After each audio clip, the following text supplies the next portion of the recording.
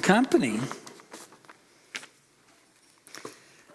So we've been in this series called Festal Garments. Just a quick review.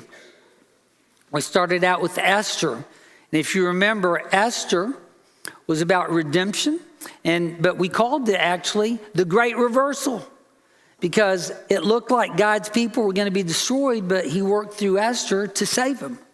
And this is something that the Jews used at the Feast of Purim to remember how Esther saved actually the Jewish people from destruction. Then we looked at Ruth, and I think the title there was Abiding in Kindness, because Ruth experienced the kindness of God. And what we learned in Ruth is that when you repent and you turn back to God, that he's kind to you. And they would use that at Pentecost. At the end of the harvest is when they would read Ruth. And then we looked at Lamentations, and they would use Lamentations at the annual festival of lament. And at that annual fast and lamentation festival, they would read Lamentations, and we called that Learn to Lament. And then we looked at the Song of Songs, and we called it Putting on Love. And we talked about how at Passover, God gave Israel the greatest of all love blessings, and it was the greatest love stories. He took them and saved them and made them his bride.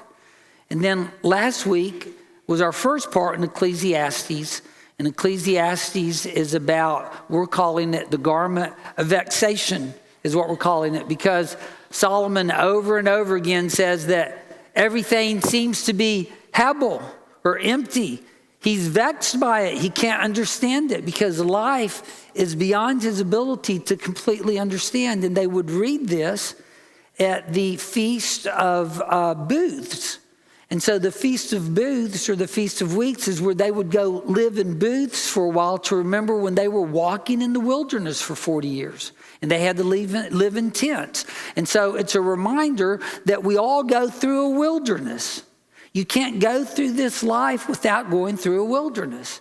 And last week in part one, we talked about how Solomon chased experience, and he chased pleasure, and he chased success, and he had money and accomplishments. He had everything you could possibly want, but at the end of it, he looked at his life and said, this is meaningless. This is hevel. It's vanity. I'm not really finding what I need for my life, and I've tried all of these things. And so today, in the second half of Ecclesiastes, and we're going to bring this series to a conclusion today, we're going to look at something else that Solomon chased. And if you remember, God at one time told Solomon he could have anything he desired, and he asked for wisdom. He wanted understanding, so God gave him everything else because he asked for wisdom. And he found that in everything else, it still wasn't what he wanted, but he asked for wisdom. And the reason is he wanted life to make sense. And I'm here talking to you today because I know that you are like me. I just want my life to make sense. And there's so many things in my life that just don't make sense. But I want it to make sense. And I know that Solomon wanted it to make sense, and we want it to make sense. But when you look at life, it's just not fair. And if you have your Bible, turn to Ecclesiastes chapter 8. In Ecclesiastes chapter 8, beginning in verse 10, here's what he says. Then I saw the wicked buried, and they used to go in and out of the holy place and were praised in the city where they had done such things. This is also vanity. So here were wicked people he saw that went to church and were respected, but he knew they were wicked and they were buried, and this seems meaningless to him. Everybody thought they were good people, and he says, because the sentence against an evil deed is not executed speedily, the heart of the children of men is fully set to do evil. So sometimes the judgment of God trails way behind. Sometimes people get through their whole life and they don't live in a righteous way, and the judgment doesn't get them till the next life. And in verse 14, he says, there's a vanity that takes place on earth, that there are righteous people to whom it happens according to the deeds of the wicked, and there are wicked people to whom it happens according to the deeds of the righteous. And I said that this also is vanity. This doesn't make sense. There's people that are evil and they seem to be rewarded on this earth. And there are people that are righteous and somehow they seem to be punished. And he says this makes no sense. You know, you think about it, that was Job's problem. Job was the most righteous man and so successful, and God let Satan sift him and he took everything from him. And in Job chapter 21, verse 7 through 9, here's what Job says about this. Why do the wicked live, reach old age, and grow mighty in power? Their offspring are established in their presence, and their descendants before their eyes. Their houses are safe from fear, and no rod of God is upon them. Job says, here are these wicked people. I've lost everything, and their houses are safe. And they're safe from fear. Now, one of the things that sometimes vexes me, and I'm sure if you're honest with yourself, this also vexes you, it's frustrating, is you have all these proverbs that say if you walk righteously and you do things the way you're supposed to, that you're going to be rewarded. But if you don't walk in a righteous way and you sin and you live in a way that you shouldn't live, you're going to be punished. But sometimes that's not the way it turns out in life. Now, there's sometimes I can look at my life and think, well, I had that coming.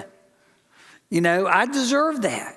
But I'm sure all of you have had this same experience that I've also had. Sometimes things have happened to me that I just know aren't fair.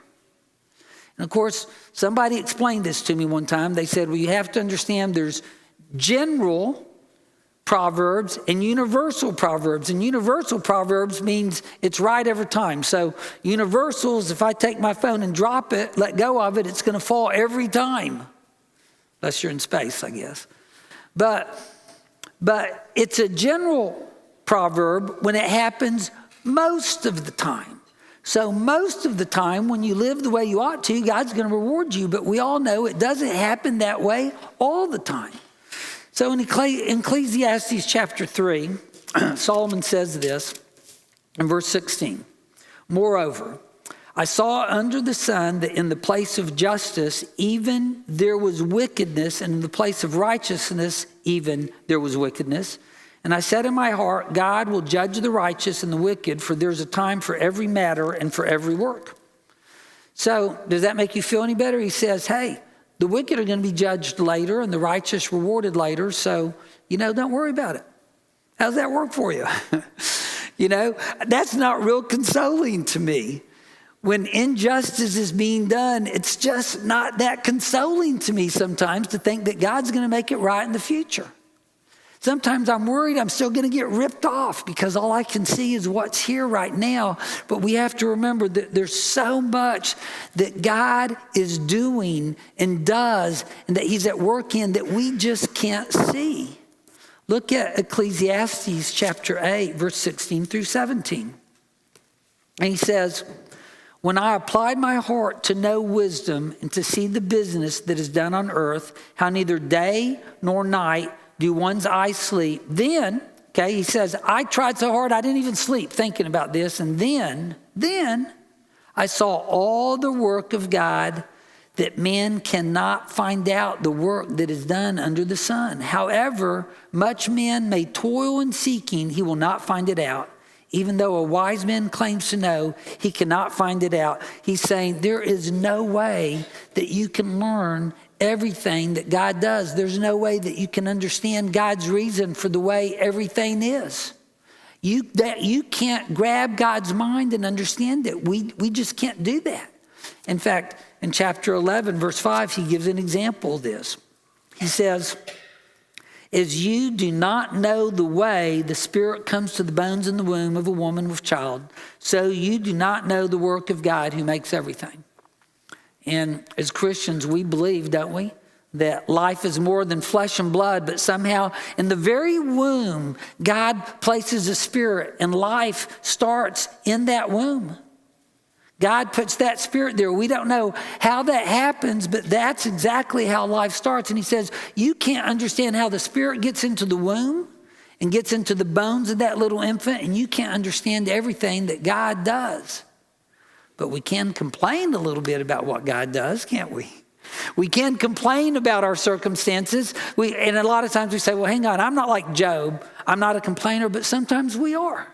Sometimes our heart gets bitter or we develop a bad attitude, and it's because there's something about our circumstances that we don't like or that we can't accept, and we have a hard time seeing that God is at work in it. And here's what Job says in chapter 38, verses 1 through 7, or actually, this is what God says to Job. Listen to this in 38, 1 through 7. Then the Lord answered Job out of the whirlwind and said, "Who is this that darkens counsel by words without knowledge? Dress for action like a man. I will question you, and you make it known to me? Where were you when I laid the foundation of the earth? Tell me, if you have understanding. Who determined its measurements? Surely you know. Or who stretched the line upon it? On what were its bases sunk, and who laid its cornerstone? When the morning stars sang together, and all the sons of God shouted for joy." So I love this. Who offers counsel without understanding? Who are you to question me, God says? You don't know all this. Where were you when I made the universe, when I put all the firmaments in place? Where were you? There is so much about life that you can't understand, he says. You know, one of the things I love is science, as they try and figure everything out. And so here's what happens. Everybody knows that galaxies are moving out in our universe. You know that? And they move in clusters. They move in clusters, so everything in the galaxy stays together. But here's what scientists can't figure out. They say it's moving so quickly that the stars ought to break through the gravitational hold of the galaxy and just go crazy. Instead of staying in a cluster of a galaxy, they ought to take off. They can't understand, with what we know about physics, how these galaxies could be staying together. So they decide that the only thing that could keep all that together is more gravity than we can see. So they posit the theory of dark matter, because they say that there is such gravitational force that holds these galaxies together that we can't see. There must be dark matter holding it all together. And then listen to how much dark matter there has to be. They say there has to be so much matter to hold these galaxies together that what we see with our telescopes and eye is 1/6 of what exists. So 5/6 of everything that exists in the universe, they say we probably can't even see. They call it dark matter. I just call it God. You know, I mean, they are darkened in their understanding. At least they're admitting they can't figure it out, so they invent dark matter. They can't see it, but they see the effects of it. All they're seeing is the effects of it. They don't know what it is. But there is so much that happens in our life we just can't see. There's so many things as I go through my life that frustrate me, but I know that I'm just a little drop in an ocean. I'm a little grain of sand on the beach. I can't fully understand who God is or what he's doing because I have tunnel vision. And that's what Solomon says is the biggest problem is too many of us have tunnel vision. And look at what he says right here in chapter 1, verses 2 through 3. Vanity of vanities, says the preacher, vanity of vanities. All is vanity. What does man gain by all the toil at which he toils under the sun? Or look in verse 14. I have seen everything that is done under the sun, and behold, all is vanity and is striving after the wind. So here's the term he uses over and over and over again, and it's called under the sun. We can't see everything. We have tunnel vision. We can't understand everything. We can only see what's under the sun. I remember one time driving back from Colorado and we were in these incredible mountains, and then we came down into these plains that weren't near as good looking as the mountains we'd been in. And I was like a teenager still sitting in the back seat of my parents' car, and Mom kept saying, "Man, that is so gorgeous." And I kept looking out at those plains, and I thought, what is she talking about? That's ugly.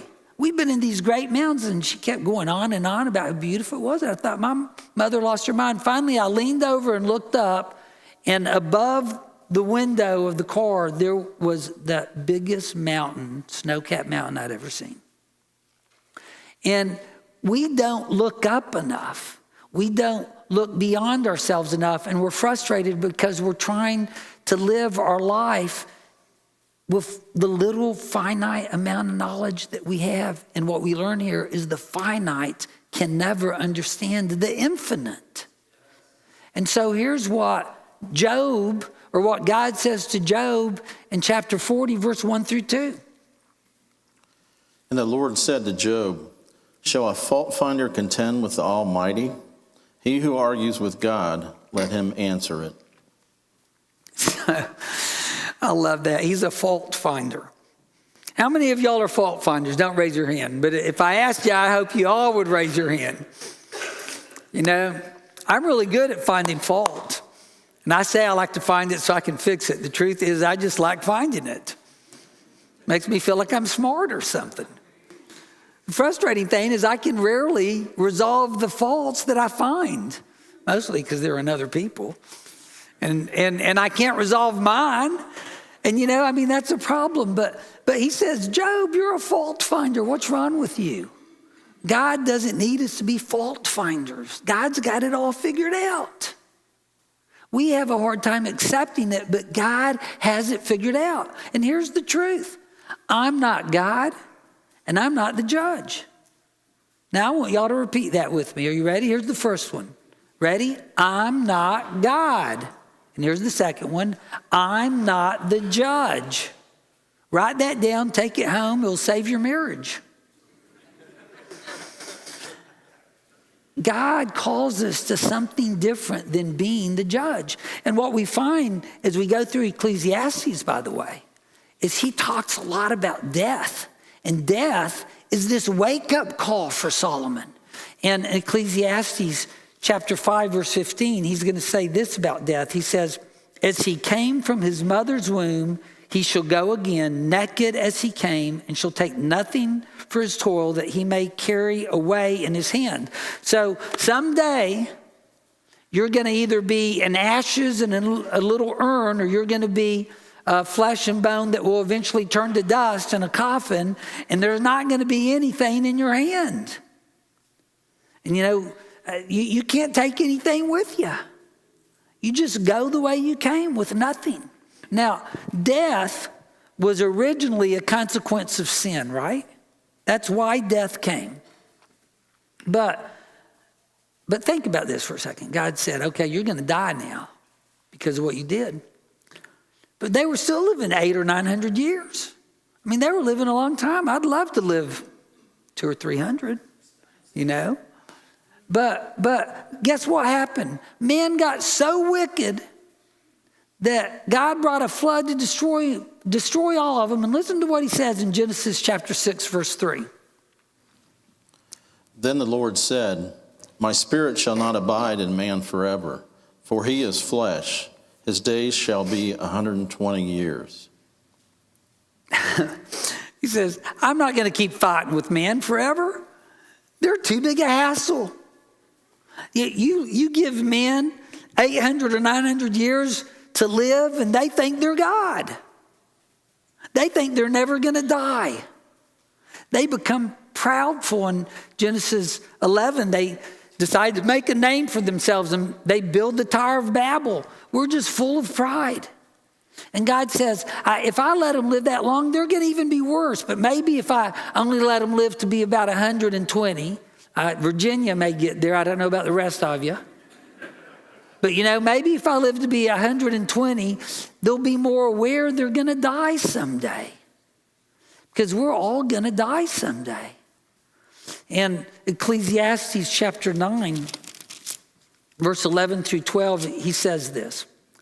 He says, again, I saw that under the sun the race is not to the swift, nor the battle to the strong, nor bread to the wise, nor riches to the intelligent, nor favor to those with knowledge, but time and chance happen to them all. And here he is saying again, a lot of things aren't just. But listen to verse 12. For man does not know his time, like fish that are taken in an evil net, and like birds that are caught in a snare. So the children of men are snared at an evil time when it suddenly falls upon them. You don't know when it's going to happen. You just don't know. I had a friend that died at 32 years old of cancer, and they told him the cancer would never come back. I had another close friend that died at 45. He was riding his motorcycle down a small 2-lane highway, and some drunk driver just came over and he died instantly. They just head-oned him. And you just don't know when you're going to die. And he wants us to think about that. We don't want to think about that. What we really want to do is fill our life with pleasure and things and activities and not think about death. But Solomon says that really we should ponder death and we should ponder life. In Proverbs 4:26, it says that we should ponder our steps. In the NIV, it says, consider thoughtfully or carefully how you live, because we're all going to die. And look what Solomon says about Ecclesiastes chapter 7 and the way we should approach death. Beginning in verse 1. A good name is better than precious ointment, and the day of death than the day of birth. Now, how is that possible that the day of death is better than the day of birth? And he goes on to say, it's better to go to the house of mourning than go to the house of feasting, for this is the end of all mankind, and the living will lay it to heart. Sorrow is better than laughter, for by sadness of face the heart is made glad. The heart of the wise is in the house of mourning, but the heart of fools in the house of mirth. And he's telling us here, we need to pay attention to death. We need to ponder it. We need to sometimes allow our heart to be weighed with it and to mourn, because death is going to come. This poem by Robert Browning Hamilton is great. And listen to this. I walked a mile with pleasure. She chatted all the way, but left me none the wiser for all she had to say. I walked a mile with sorrow, and ne'er a word said she, but oh, the things I learned from her when sorrow walked with me. You know, this past week, I've had viral bronchitis for 4 weeks. And so the way they diagnose this is I go to the doctor and she says, well, you don't have all this green stuff, so it must not be bacterial bronchitis. And you're having a hard time breathing and you're tired all the time, so it must be viral bronchitis. And, you know, I'd feel a lot better if they could put a scope down there or pull out a cell, and they're just guessing. And so, but I wasn't getting any better. And so in the middle of this week, I mean, I've just been feeling bad, and I've been thinking, well, you know, I have a close friend. If y'all remember, y'all prayed for me, he has stomach cancer. He died, it'll be 2 weeks ago Monday. He died at home. I'm going to tell you a little bit more about him in a little bit. His name was Mark Adams. He used to be my roommate. And so this past week, I've been thinking, you know, well, maybe I got cancer of the esophagus and I'm dying. And I had dreams about dying. Didn't even share my dreams about dying with Monica, but I had these dreams about dying. I've been worried about it. I did tell her I was worried I might have cancer. And you know, when you think you might die, crazy things go through your head. I think of all the things I wish I hadn't done and all the things I wish I had done. And then I try to make myself feel better. I think about all the good things I did do. But I think about, what does my life mean? And what do I want? What if God lets me live? What am I going to do with the rest of it? And I've been sharing, some of my prayer groups been praying for me, and I get here, and Keith is a really good encourager, and he comes up, and you know, he has these eyebrows. He does this eyebrow thing. Y'all have seen it, haven't you? And so it's usually something funny coming after he says that. And I think he was trying to encourage me. All I heard when I walked away is, well, you're 60, it could be anything. And I thought, well, that's not very encouraging. You know, I went home, I was still depressed. But we're all going to die. You better start thinking about it now, because it may come quicker than you think. It just comes quicker sometimes than you think. In Ecclesiastes chapter 11, verse 9, he gives this warning to youth, because you think they're never going to die. I was there. You may, and some families here have already experienced death right by young people. They know what I'm talking about. But in chapter 11 and verse 9, he says, rejoice, O young men, in your youth, and let your heart cheer you in the days of your youth. Walk in the ways of your heart and the sight of your eyes, but know that for all these things, God will bring you into judgment. Yeah, it's great to be young. The food tastes better, the drinks taste better, you have more energy, your body feels better. But be careful about being drawn away by your passions, because those things will be judged. And he goes on to say in chapter 12, 1-3, remember also your Creator in the days of your youth, before the evil days come and the years draw near, of which you will say, I have no pleasure in them. Someday those passions won't be as strong anymore. And before the sun and the light and the moon and the stars are darkened, someday will be death. So don't live by your passions, but instead think about where you want to be when you die. Plan for your future in eternity, not just for your future in this life.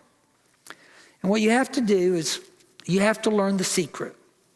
And Ecclesiastes chapter 7, verse 14, he says this: in the day of prosperity, be joyful. And in the day of adversity, consider God has made the one as well as the other, so that man may not find out anything that will be after him. Now, God made them both. The good days, the bad days, the healthy days, the viral bronchitis days, the stomach cancer days. God made all those. And he says, be careful, because God made those. You know, in James chapter 1, verses 2-5, this is a tough passage if we're honest with each other. But here's what James says we ought to do when we think about adversity. Listen to this. Count it all joys, my brothers, when you meet trials of various kinds. For you know that the testing of your faith produces steadfastness. And let steadfastness have its full effect, that you may be perfect and complete, lacking in nothing. If any of you lack wisdom, let him ask God, who gives generously to all without reproach, and it will be given him. So, count it as joy. That's hard to do. But he says, count it as joy, because it's making you to be a better person. I mean, let's be honest about it. If I could live 800 or 900 years, I'd have a lot of time to repent. I just don't think God himself said that wasn't a good idea. Let's cut it to 120. He's cut it back more since then, right? And God is teaching us through both the adversity and the good times. He's teaching us that we're dependent on him, that we aren't going to live forever, that we need to put our faith in eternity, not just in what happens here. That's what he's teaching us. And he says, and if you need wisdom, if you need something, ask God to give it to you. Don't go grab it on your own or think the earth has it. Ask God to give it to you. That's where it comes from. But do it without doubting. Don't do it with one step in each world. You can't be living in the world and then asking God to help you. You can, you're just not going to get really good results from it. You got to get both feet in the right sphere and put your trust wholly in God and trust him to give you what you need. In Philippians, Paul says in verse 11-13 of chapter 4 that he learned the secret of being content in every circumstance, because Paul knew how to rely on Jesus for everything that he needed. And so what we really need to do is make sure that we live the way we ought to live. I love this poem. Most of you have probably heard it before. It's called The Dash. And it says that the most important thing isn't the year you were born or the year you died, but it's that little dash in the middle, right? So I'm going to read a part of this poem by Linda Ellis. For it matters not how much we own, the cars, the house, the cash. What matters is how we live and love and how we spend our dash. So think about this long and hard. Are there things you'd like to change? For you never know how much time is left that can still be rearranged. If we could just slow down enough to consider what's true and real and always try and understand the way other people feel, and be less quick to anger and show appreciation more, and love the people in our lives like we've never loved before, if we treat each other with respect and more often wear a smile, remembering this special dash might only last a little while. So when your eulogy is being read with your life's actions to rehash, would you be proud of the things they say about how you spent your dash? Diane Huguenard's going to get a eulogy. They're going to celebrate her life, and someday someone will celebrate yours, I hope. And the way you lived your dash will determine how you go into eternity. So he concludes at the end of all this that we just have to trust God. And so in Ecclesiastes chapter 12, verse 14, he says this. He says, "For God will bring every deed into judgment with every secret thing, whether good or evil."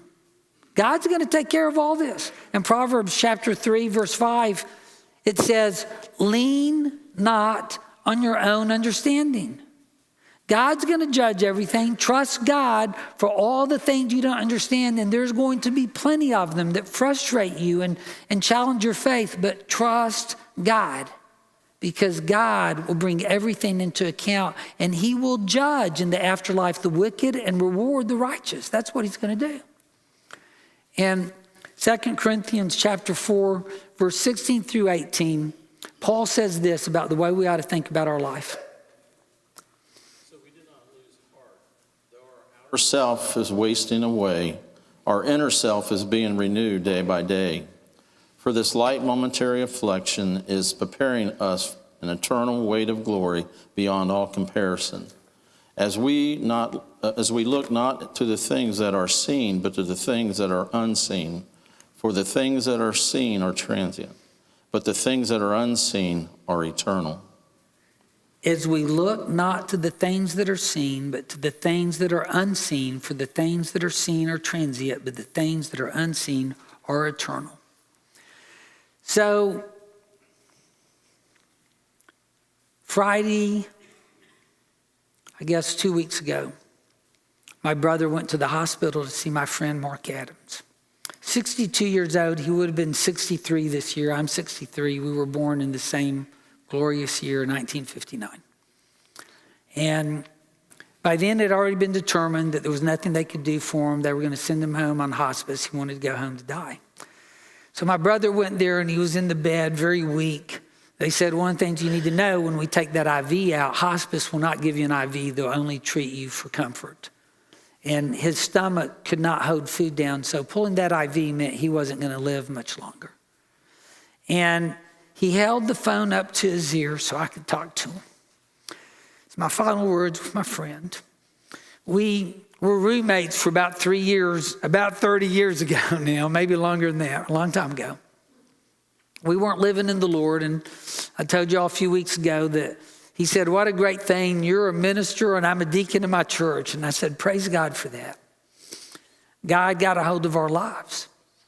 I talked to his wife on the phone and I told her, I said, "I'm so glad that God led you to him because you were such a good influence on him and you helped him get back with the Lord and you were just a blessing in his life." And I talked to him and I just said, "You're about to go home.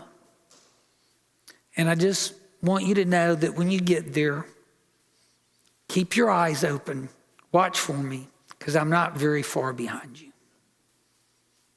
And he said, "I will watch for you. And I'm going to be up there waiting for you." And then he said, "I can tell you one thing." I said, "What is that?" "I just can't wait to get rid of this decrepit, falling apart body. Someday your body will give out. It just won't go on anymore. But God promises us that through our faith in Jesus Christ, we'll get a new body. He says, don't put your faith in what you can see. Put your faith in what you can't see, that God has already prepared for you through the resurrection of Jesus Christ. He's already won the victory.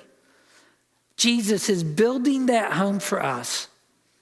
So remember that death is an important part of life, and it should cause you to ponder how you live your dash, because you want to be ready And you can only do that by trusting God and putting your hope in Jesus. If we can encourage you to do that today, or if we can pray for you because you've strayed, or if we can encourage you in any way or pray for your friends, we'll invite you to come while we stand and while we sing.